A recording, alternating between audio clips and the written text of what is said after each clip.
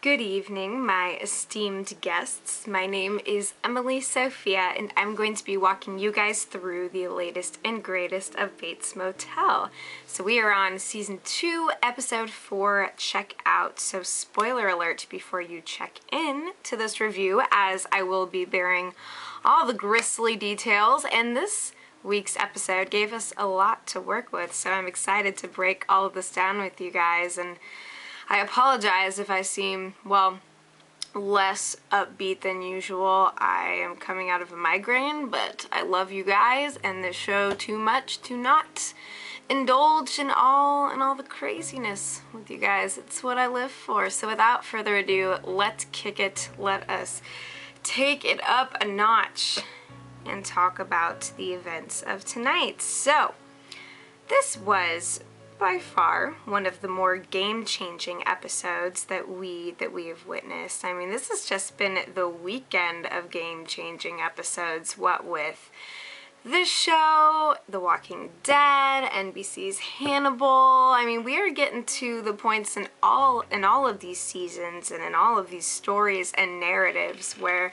there are a lot of exciting things that have finally fermented and are starting to bubble to the surface. Namely, we saw the rather shocking arrival of Mother in Norman's scene with Caleb. That was truly just, I need to hire somebody to like pick up my jaw, you know, every time it thunders to the floor during these episodes, because I'm getting a little weary of this business of trying to keep myself together when they're throwing all this stuff in our faces, and it is just mesmerizing as hell. Like, that was so beautifully and sinisterly executed. Words can't even describe, you know. Finally, the psycho that we know is coming. Well, he's already here, just a little bit more shy. It takes a bit of coaxing. But the way that, I mean, I have to start off talking about that scene because there is just too freaking much to say about it. I could write a set of encyclopedias about that scene, possibly, knowing me. Probably have to throw in a few diagrams and drawings, illustrations, but I can manage it. It'd be fun. Maybe even some like personality quizzes, just some stuff to pad in the fun. But when Norman comes to the door and there's Caleb, I mean, he's getting ready to beat it from town. He knows he's out. He knows that he doesn't have a place in Norma's life to speak of now, especially with his encounter with Dylan earlier. I mean, the guy probably knows. He probably knows who Dylan truly is, but he'd rather back out than get in any further than he already has, and well, guy pretty much deserves whatever's coming to him, whether this is the last that we've seen of him or if he makes some other kind of comeback. I mean, we have some of these characters that have sort of been relegated to the shadows, and you know, what with Bradley and now Caleb and just some people who are gone, but not necessarily completely out of the running for the story. So I mean, we'll see what happens. Anyways, this guy is getting ready to fly the coop, but Norman is going to have his way. And I think it's especially fascinating that originally he's going along with Cody, riding shotgun, getting ready to beat some sense into the guy, and then he very quickly and very vehemently refuses to go about it this way. And all that he tells Cody when she drops him off is that he's gonna take a different approach, and that he most certainly does. And so that's what I think is really interesting, is that there's some aspect of this that is premeditated, and yet there's also a part of him that completely disappears into the persona of Mother. He literally assumes Norma's vision. He becomes her, and when he approaches Caleb, it is as Norma. It is not as Norman. And that is where the scariness unfolds and the true terror comes to light. But I find it interesting that he's able to pull himself back from that. And then, so the question is, to what extent does he have control over Mother? Because we know that he has conversed with her in his mind, like in the scene with Miss Watson. The whole, you know what you have to do. So it's a conversation between the two, but what is it that bridges the gap? What is it that makes them converge into one? I mean, I think that part of it too is Norman's ability, or shall I say proclivity, for fixation. And when he and Cody are first pulling up to Caleb's room at the motel, he is imagining the process of his mother being sexually abused, and he takes that into himself. He's not just picturing it. Those memories, based on what little Norma actually told him that one prom night, those memories become his. He doesn't know what exactly they look like, and if you can see in the sort of hazy, golden, flashy images that he's having, where he's kind of inlaying this trauma into himself, that it's not a 13-year-old Norma. This is his mother, you know. So there are certain things that kind of take away from the realism, but this is his way of constructing the memory. He has to find this avenue to the rage, you know. And I dare say that he gets there all right.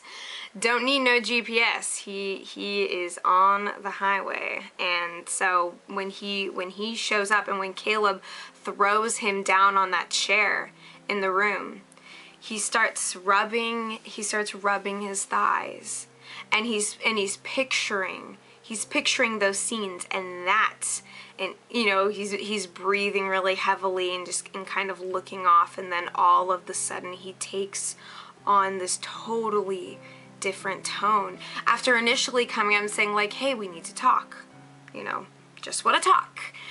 And then it's that motion of him being thrown down. He's able to reconnect with this imagined memory that he has created from this fixation. He's able to feel that experience in his own body, and it's so ridiculously creepy. I just can't.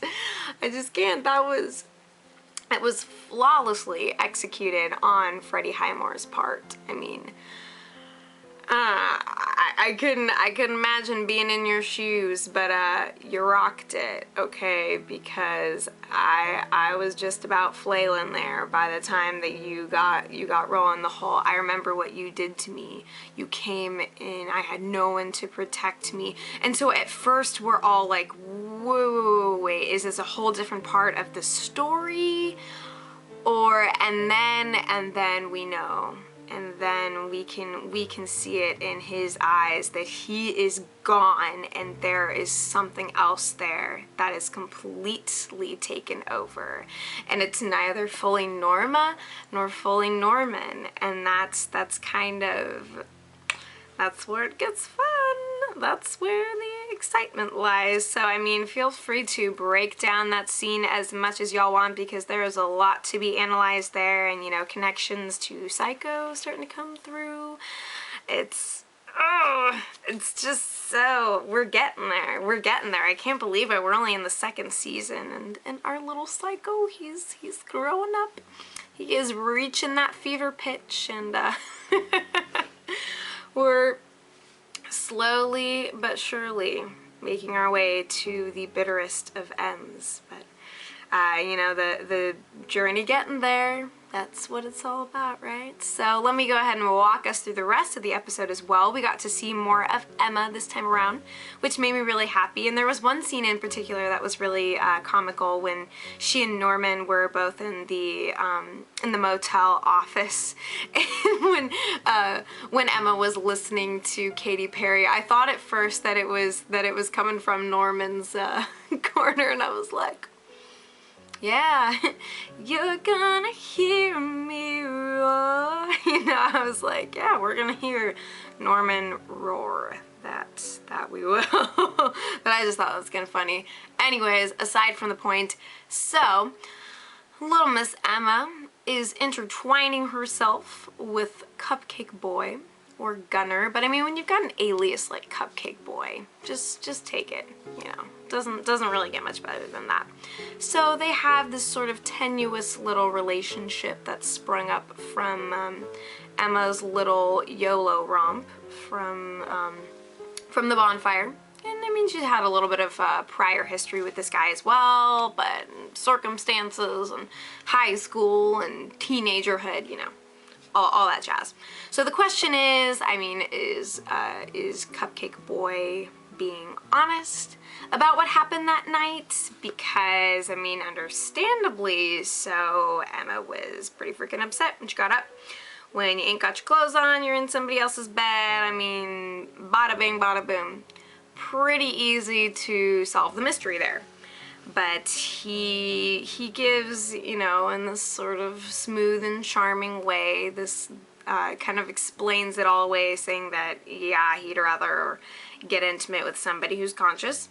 And we certainly hope that you're that type of guy, because that is a better way to be as a human being. So props to you if that is the case, but, you know, it's hard to say. And poor freaking sweet Emma, I mean, she's so eager to find someone who she can genuinely connect with, because here she is in the trenches with the Bates family, going through their hells, or at least, you know, whatever they're able to hold back from her for now.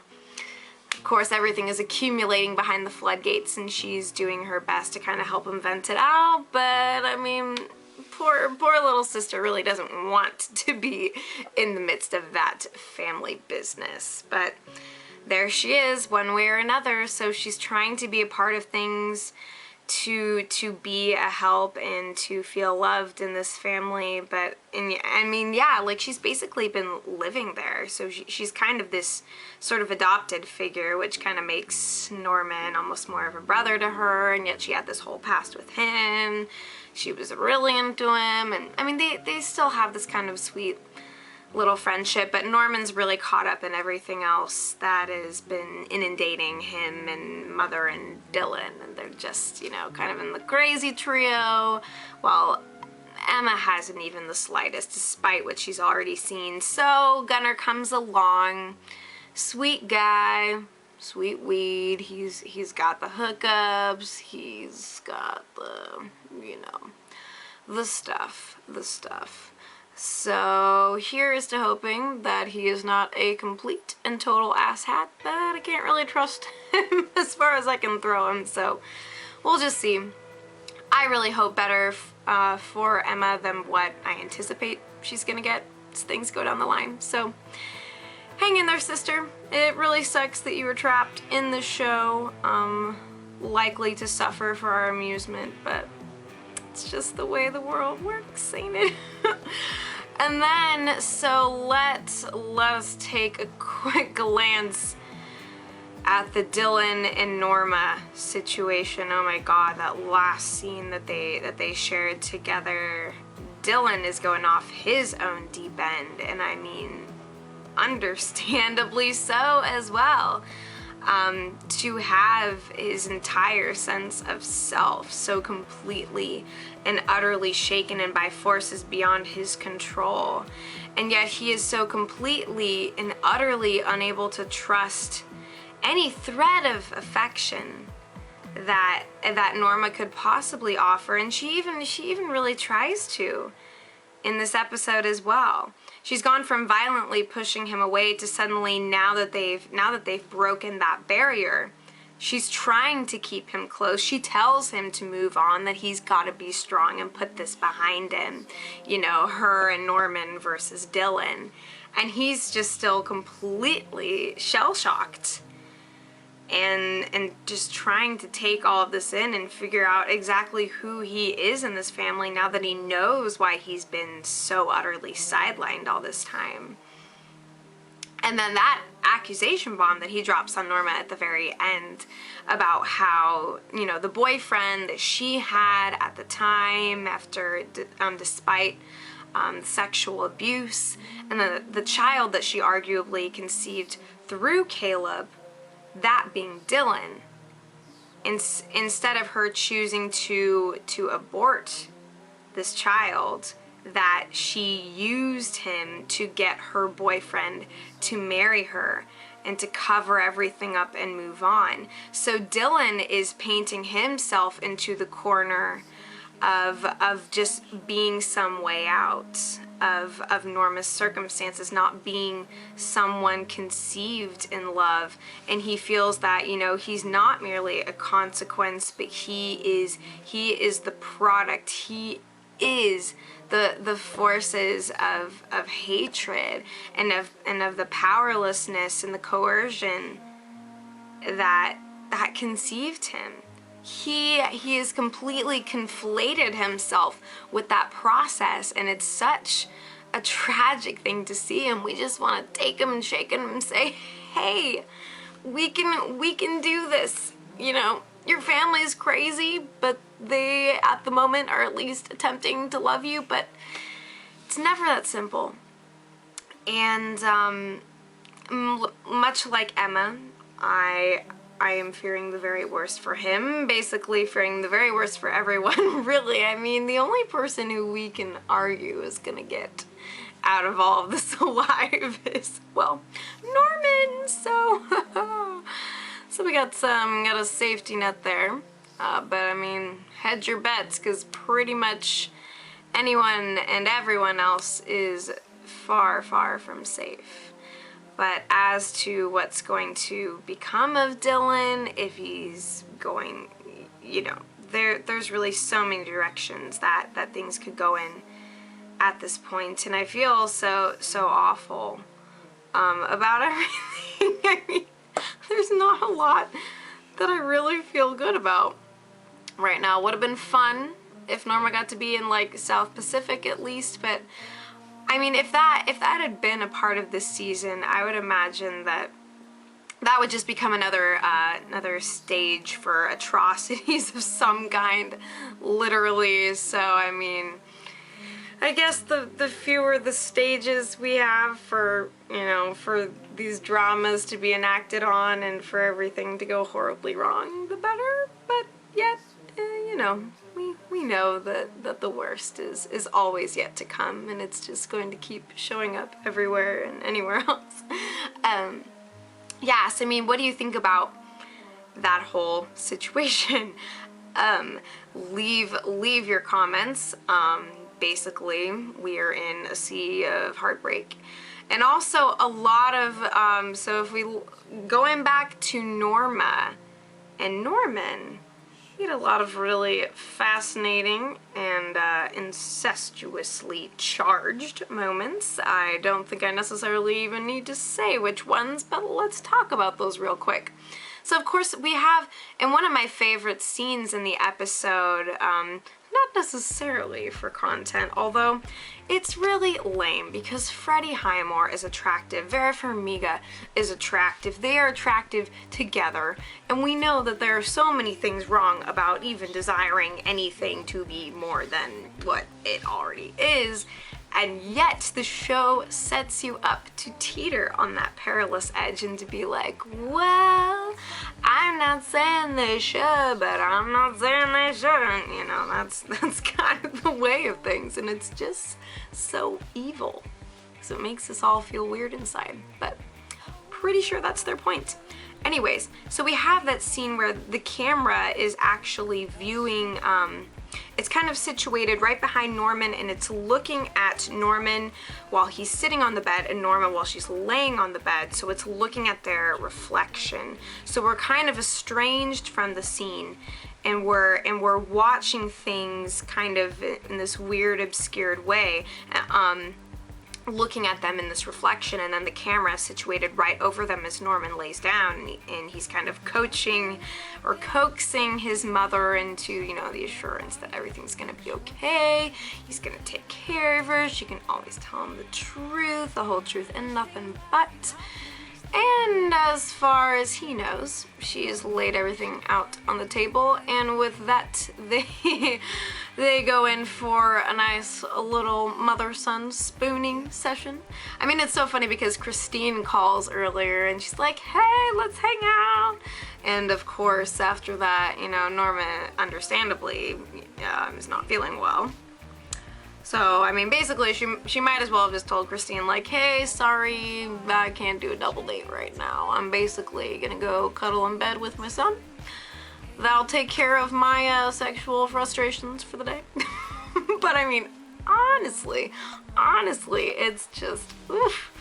And I mean, and Norman is becoming increasingly dominant in their interactions, and in the scene where Norma is getting ready for her date with George, you know, and she asks Norman to zip her up.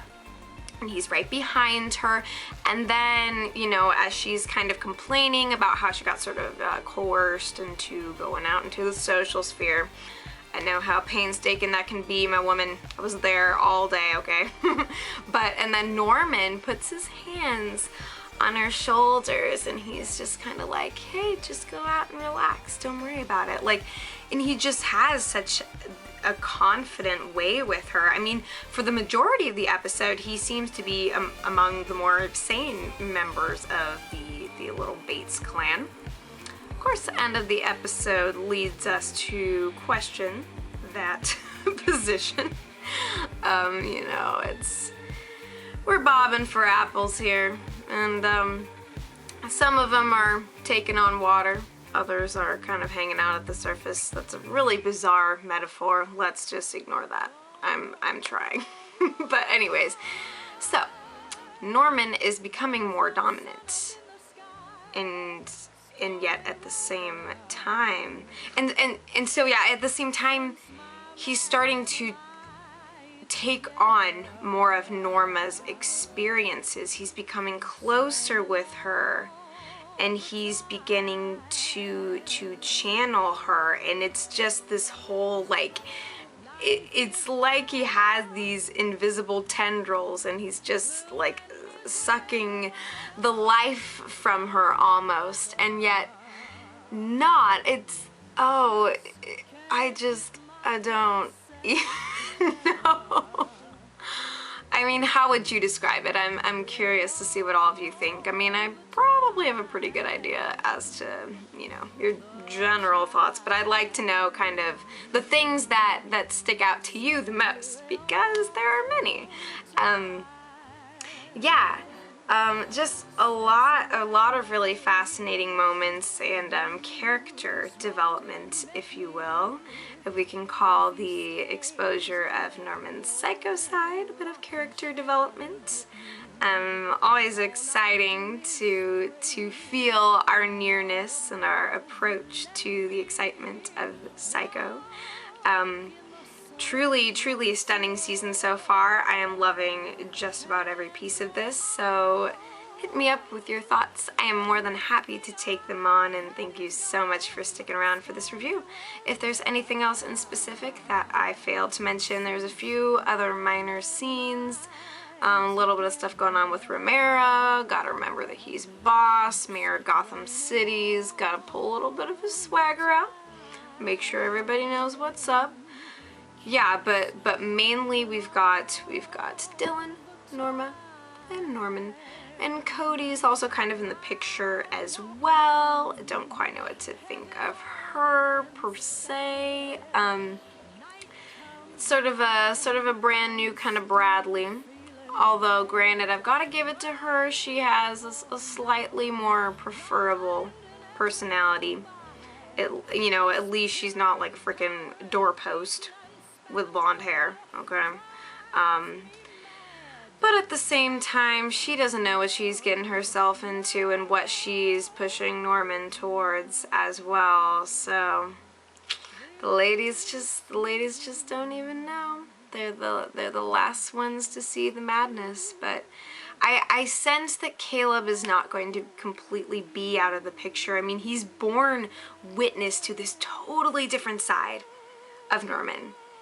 And I feel like that's something that's gonna have to be factored in again soon, because there's only going to be more of those moments coming up. So Thank you guys again so much for watching. Anything I forgot, leave it in the comments and we will chat. I love all you people, and remember, I'll be back before you know it.